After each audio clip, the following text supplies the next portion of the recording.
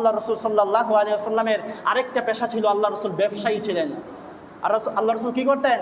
ব্যবসা করতেন। এই জন্যই তো বলা হয় ব্যবসা হচ্ছে আল্লাহ রসুলের একটা সুন্নাহ। আল্লাহ রসুলের জীবনের একটা বড় একটা সুন্নত হচ্ছে ব্যবসা করা। এই জন্য ব্যবসা একটা মহৎ একটা পেশা। যারা ব্যবসা করেন তারা যদি সঠিকভাবে আমানতদারিতার সাথে ব্যবসা করতে পারেন, ব্যবসায়ীদের ব্যাপারে আল্লাহ রসুলের একটা হাদিস শুনিয়ে শেষ করতেছি। ব্যবসায়ীদের ব্যাপারে আল্লাহ রসুল সাল্লাল্লাহু আলাইহি ওয়াসাল্লাম কি বলেছেন? আত-তাজিরু মা'আন নাবিয়্যিনা ওয়াস-সিদ্দীকিনা ওয়াশ-শুহাদা'i ওয়াস-সালিহিন।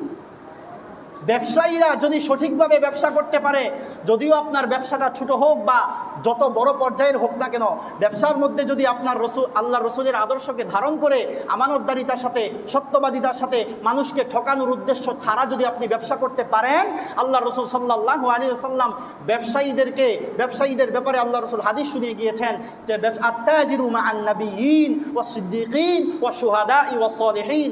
তাজিরিন যারা আছে, ব্যবসায়ী যারা আছে, তারা আল্লাহর নবীদের সাথে জান্নাতের মধ্যে থাকবে। কত বড় কথা! ব্যবসায়ী যারা সঠিকভাবে ব্যবসা করবে, আপনি যত ছোট ব্যবসায়ী হন না কেন, এটার মধ্যে যদি আল্লাহ রসুলের সুন্নতকে অনুসরণ করে আপনি ব্যবসা করেন, আল্লাহ রসুল বলেন ওই সমস্ত ব্যবসায়ীরা নবীদের সাথে থাকবে, শহীদদের সাথে থাকবে, সলেহীন যারা ছিল ওই সলেহীন সৎকর্মশীল ব্যক্তিদের সাথে জান্নাতের মধ্যে তারা থাকবে। কত বড় কথা! এই জন্য আমাদের প্রত্যেককে আল্লাহ রসুলের সুন্নাহ অনুযায়ী আমাদের ব্যবসাকে পরিচালনা করতে হবে।